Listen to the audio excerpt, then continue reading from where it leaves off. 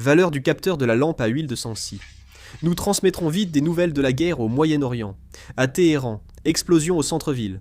À Ispahan, attaque des forces israéliennes et américaines. D'après l'agence ISNA, le gouverneur de Téhéran, Mohammad Sadegh Motammadia, a indiqué qu'au moins 10 000 maisons ont été endommagées ou détruites après l'attaque des États-Unis et d'Israël. Ici à Eilat, Israël. Une attaque à la bombe à sous-munitions a eu lieu dans le centre du pays, causant des victimes civiles. Ici, Beyrouth, au Liban. Tôt ce matin, une frappe aérienne israélienne a visé un appartement dans le quartier Bourj Hamoud de Beyrouth. Ici, Beyrouth, au Liban. À la suite de l'attaque de l'armée israélienne, le bâtiment a été réduit en ruines et un incendie s'est déclaré. À Bagdad, un incendie s'est déclaré à la base américaine Victoria, près de l'aéroport. Une attaque a visé la raffinerie de Kirkouk à Erbil, au nord de l'Irak. Le ministère de la Justice rapporte aussi des attaques répétées, près des prisons internationales de Bagdad et de l'aéroport ces derniers jours. Le corps des gardiens de la révolution islamique d'Iran a diffusé la vidéo de sa 50e attaque après l'opération Promesse véritable, ciblant les bases américaines d'Al-Dafra, Foujaïra, Jebel Ali et la 5e flotte.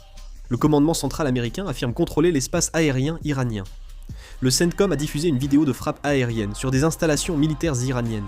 Voici des images du système de défense aérienne israélien en action. Le président Trump a émis des doutes sur le sort de Mojtaba Khamenei et estimé qu'il devrait se rendre s'il est en vie.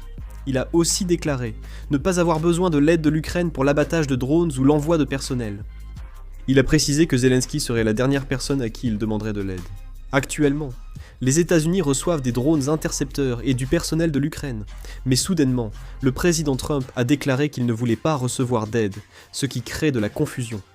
Reuters, citant 3 sources, rapporte que l'administration Trump a refusé de soutenir l'initiative d'alliés du Moyen-Orient, dont Oman, pour ouvrir des négociations afin de mettre fin à la guerre avec l'Iran.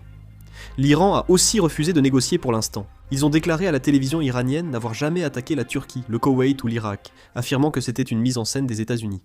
Israël a informé cette semaine, alors que le conflit entre les États-Unis et l'Iran s'intensifie, qu'il souffre d'une grave pénurie de missiles balistiques et de missiles d'interception.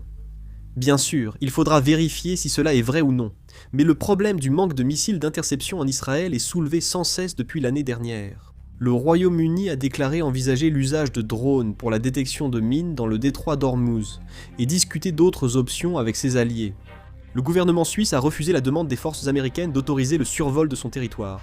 La Suisse a rejeté à 2 reprises la demande des États-Unis de survoler son espace aérien, dans le cadre d'opérations militaires au Moyen-Orient. Le gouvernement français a officiellement refusé la demande de déploiement de troupes formulée par le président Trump.